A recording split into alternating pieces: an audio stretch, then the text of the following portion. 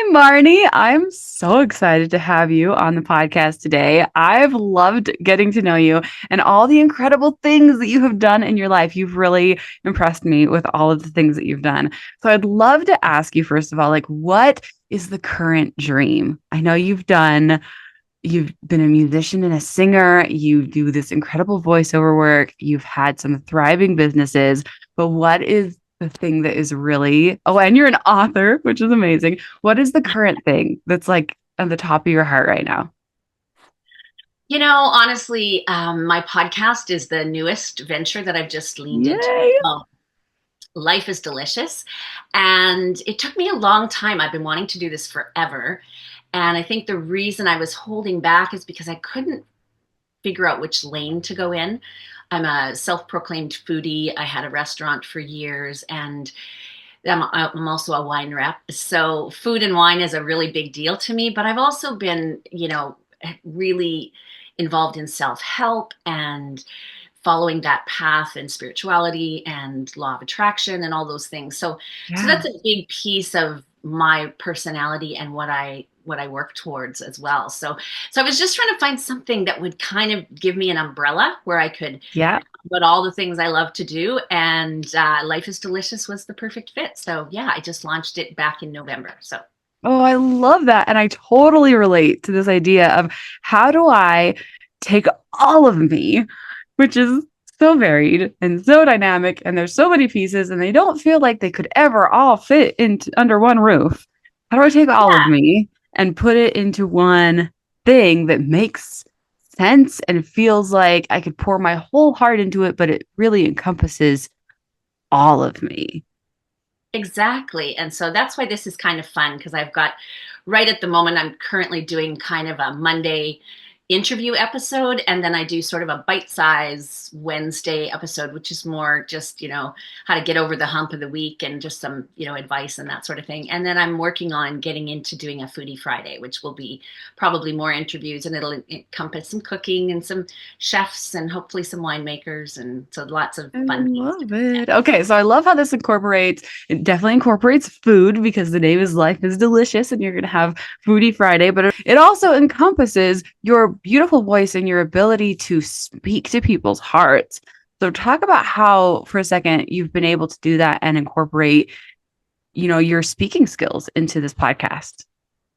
Well, I think, I've always had a want to touch people and to inspire them. And I've had an affirmation on my, journal front every year.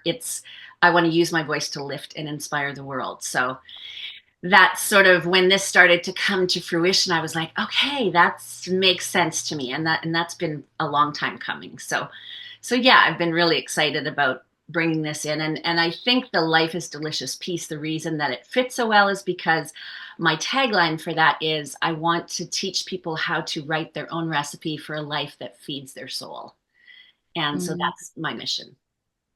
amazing. I would love to hear for a minute about doing voiceover work because I am particularly interested in voiceover work, and I know a lot of people have been.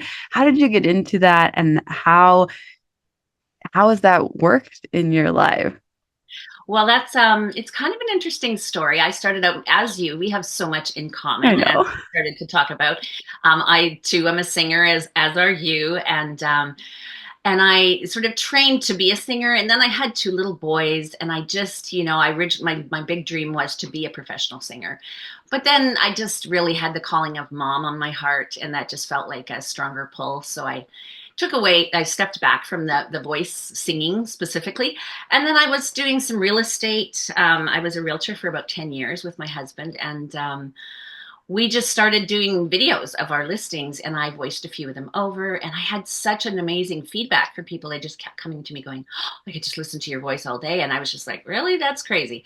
But I mean, it just kind of was one of those things that organically happened. So when I left real estate, I literally was actually on hold with the telos operator, and she was like, thank you for calling and blah blah blah. And I was like, who gets to do that all day? You know what? That's what I want to do. So I leaned into it. I got a coach, and I just started messy. So I started just with a very, very simple setup. I did a few courses with a couple of coaches, read a ton of books, and then I just started doing it. So it's been about 20 years now that I've been doing voiceover. And currently, my most fun work that I do is I get to work with a company out of Los Angeles called WGBH. And I do audio description for the visually impaired, which is so fun. And it's for like network television. So shows like Blue Bloods and The Great North and Lioness and just, super fun stuff. That's amazing. And I think that's something a lot of people have aspired to and wanted to do. They just haven't known where to start. What does it take to decide that you want to do something like that and then to just start? To just start recording your voice and submitting it and saying, you know what? I think my voice might actually be good enough for something like this. Yeah, it's a lot. Well, it's for anybody. Whenever you're starting out something new, it's practice, right? It's just doing it. And I think sometimes it's important to do it anyway, even if you don't feel ready. So I think that's probably my biggest piece of advice is to, if it's something you want to do, just start, find out, get a mentor, find somebody who can, give you a few tips on whatever lane you're in, and just start doing it. And I did a auditioning. There's a few sites actually out there called voices.com and voices123. I don't know if you're part of those, but they're sort of audition. So we call them pay to play sites. And what I did is signed up for those and got in there. So you get to do voice matches you with different auditions. And so it gives you the opportunity to try on a bunch of different types of work. And so the commercial work, and you're doing some audition for Disney, and then you do one for Netflix, and then there's something for, a car commercial or whatever. And so it really gave me the opportunity to see where my favorite work would be. And I personally love documentaries. That's like my favorite all-time thing. And yeah, and I ended up doing a lot of e-learning and stuff like that. And so I just stepped away from that afterwards once I finally started doing some actual work. But it's a great Love place. it. So tell me about, what does it take to follow your heart in that arena, to go, because I think a lot of times we feel like, well, my brain and logic says to go in this direction because it's the most profitable, but my heart says this one feels like the most fun, and I kind of actually really want to go this way. Yeah, I mean, honestly, I do a lot of partly because I was in real estate. I actually do a lot of real estate work with a couple of realtors. I do all of their listings. I do a lot of tourism work, which I love. So anything that has to do with the outdoors and promotional stuff, that's really up my alley. But I think the TV work, voiceover work can be a little bit isolating because it's just you and you're kind of talking to yourself all day. People will send you a script and then you record it and you send it back and they pay you by PayPal. So lots of times I don't actually ever speak to anybody on the phone. So it's a pretty isolated work. So this work that I do currently with these guys, and technology is so awesome. Like it's so great because I actually put my headphones on and I get in the studio and we plug into a thing called Source Connect, and they're in LA and New York, and they kind of guide the session, and it's just so much fun because we actually get to talk to each other and I get to hear the scripts. And so that's been, I think, the most fun, is because I'm actually collaborating with people on a project, which I love. Amazing. So how did this all lead into starting your podcast? It's funny. I've wanted to do something like this for a long time, and I listened to a few podcasts, and I mean, I'm getting to listen to a lot more now because I'm learning about it. Yeah. I think it was really funny, and I was just listening to somebody talk about having a podcast, and I thought, I'm already behind the microphone anyway, and I have things that I want to talk about, and I think it's just I think it's really just ripping the band-aid off and realizing that, whatever your voice is, that somebody is needing to hear what you have to say. And sometimes we can get that bit of an imposter syndrome where it's like, who am I to talk about this? But, I think life experience, and probably, 20 or 30 years ago when I was a young woman, I wouldn't have had the courage. But now I think I'm in my mid 50s. So you have a little bit of life experience under your belt. So it's like, yeah, I know a few things. I've made some boo-boos. I've fallen in a few holes and climbed out. So, it's just really about trying to be as authentic as you can. And it's just the most fun to connect with people that way. Yeah. Well, I and get to what see people like you. yeah, I adore podcasting. And what occurs to me is I think that we put out of reach whatever thing we haven't done before. We tend to idealize the thing that is unfamiliar and think, oh, I just wish I could do that. I wish I could be that.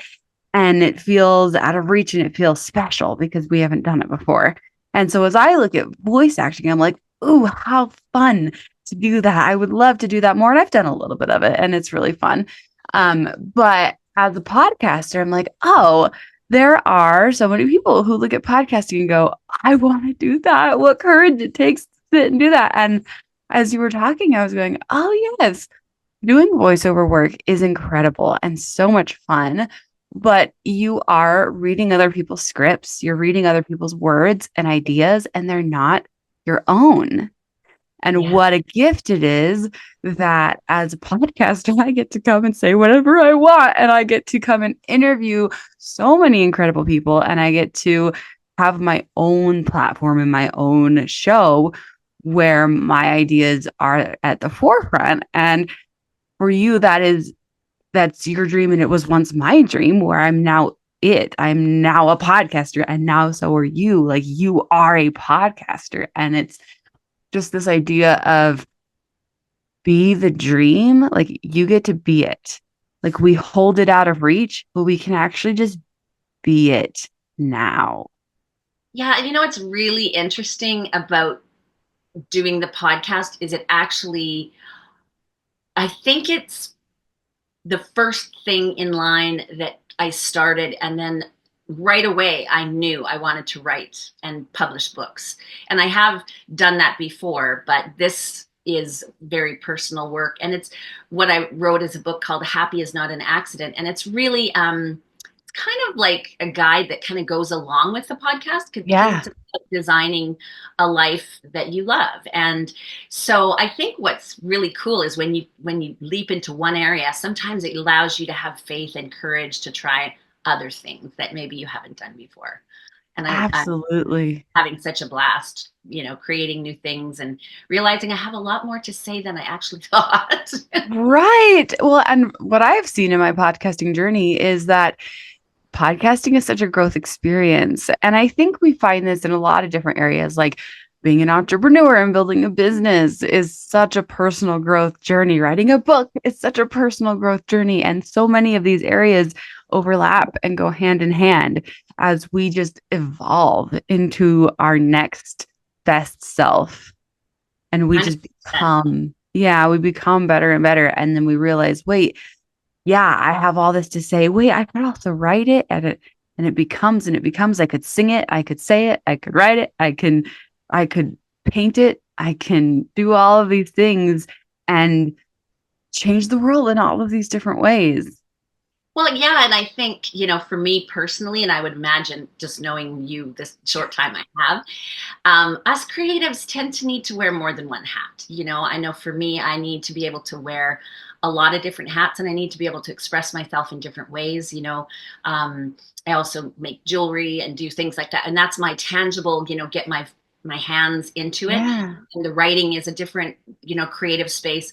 And then being able to speak is a different space too. So it's really being able to express yourself in all the ways. So like, when did you know for sure? I know for me, um, that being an entrepreneur is like the lane I need to be in. And so like, when did you know that you were an entrepreneur? I started my first business at 18 Wow. and have been starting businesses constantly. I'm just a serial entrepreneur. I had a business called Button Me Up Earrings where I made button jewelry and supported my family for the first couple years until I had my second child. Like when my oldest was born, we took her with us and we did craft show after craft show every single weekend. My husband and I would sit together night after night after night making button jewelry together every day. And like he learned, I taught him how to use a serger and we'd sew together and create together and it was a blast. And we loved it up until our second was born and it became too much to try to drag two toddlers and a toddler and an infant, everywhere with us to try to do that. It's being an entrepreneur it's got its difficulties, but it's also so beautiful. Well, I think there's seasons for everything, and I have Yeah. morphed to all kinds of different things. And sometimes you don't even know where you're going to end up next, but it's really fun because if you stay open, obviously things present themselves to you. And so that's the most fun I think about being an entrepreneur is there's no rules. Nobody's saying this is a box you have to stay in. It's like, no, no, I Yeah. can do it however it fits for me. And I get to say if I want to take an afternoon off or if I'm going to work on the weekend because I feel like I'm inspired to do so. Right. So that's, Yeah. that's the coolest thing, I Well, think. and what I'm loving here is we're talking about how the dream gets to evolve because we evolve, because we are not stagnant in our lives. And if we were stagnant, if we like hit our dream, we hit that goal, and we were just like, great, good enough, reached it, that would suck. We would be so sad in our lives. We'd be like, wait, that was it? I became what I wanted to become and then I just stopped growing? That's not Totally. what life is about. We No. we then choose a new dream and a new goal and we do something else and we grow and we become and we change and we just keep going. And our dream shifts and we do another new incredible thing. And that is so evident in your life as you're like, okay, I was a singer and I did all these incredible things. And then I built this restaurant and then I wrote a book and then I did this and then I did this and now I'm doing something new and it's going to continue to evolve and become. Well, what's fun about, I think, being an entrepreneur too is, when you look at where we are, like I'm in a different stage of my life than you are because you have younger kids at home. So we're in different places. But when I look at where I'm at now in my life, all of the things that I've done up until now have given me the skill set to do what I'm doing now. So Yeah. I think it's super important if you are on an entrepreneurial journey for your listeners. I think it's really important to never discount. Sometimes you have to take a left turn and sometimes you have to go down a road that you didn't expect or you didn't really want to go down or you thought was not where you were going, and sometimes that road Mhm. takes you someplace that you really needed to go, and it gives you a different skill set that absolutely takes you back to the road that you're on, but without that it would have maybe taken longer. And so I think we have to just really be able to be open to the dream changing, and when things present themselves, trying new things and just seeing. I always say there's no failure. You can't get it wrong. You just keep trying, and everything you do adds value to whatever you have done in the past. And so you just keep getting better and better, and kind of like building your house, the foundation just gets a little bit more solid.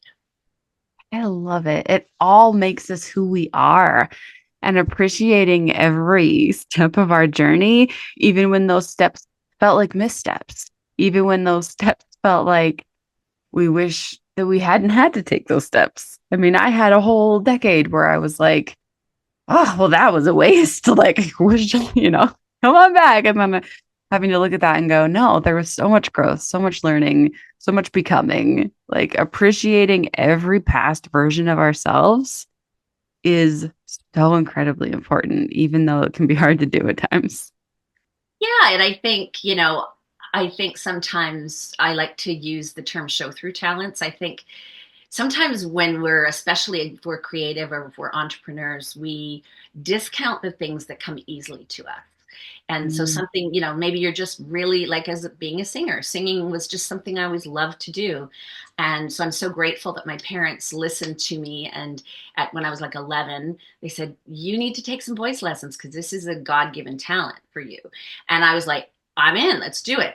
But, I've talked to so many different people who are amazing photographers or amazing writers or amazing cooks or whatever it is for you. And they just go, oh, I can't make a living doing that because it's just too easy. Because we're so taught that we need to struggle and that everything should be, hard, and we need to earn our dues or pay our dues to earn our way. And I don't subscribe to that at all. I think if something brings you joy, fills you with um, happiness, and it's something that lights you up, that's probably the lane you should be in. Yes, absolutely. Yes, for sure. Thank you. That's incredible. Tell us how we can find you, follow you, read your book, listen to your podcast, all the things. So you can look me up at lifeisdelicious.ca. So that's where the podcast lives. And I'm, of course, the podcast is called Life is Delicious. So it's on Apple and Spotify and wherever you get your podcasts. So if you do go in, hit the little bell notification so you get reminded when the new episodes come out. And my book, Happy is Not an Accident, I got a copy right here so you can see what it looks like. So cute. I love the cover. It's a guided journal. So it's kind of like, it's got some tips and stuff in it, but it gives you a lot of space to explore, has some really thought provoking questions to help you dig deep into your soul and figure out what you want to let go of, what you want to add to, and what who you want to become. So, yeah, and I'm of course on Facebook as Life is Delicious as well, and all the socials are Life is Delicious with me. Amazing. Thank you so much. This has been absolutely incredible. It's been such a pleasure, and thank you so much for having me on the show. And I wish you all the best. And I'm going to keep in touch with you because I'm fascinated by all the fun things you're doing in your life too. Absolutely. Thank you.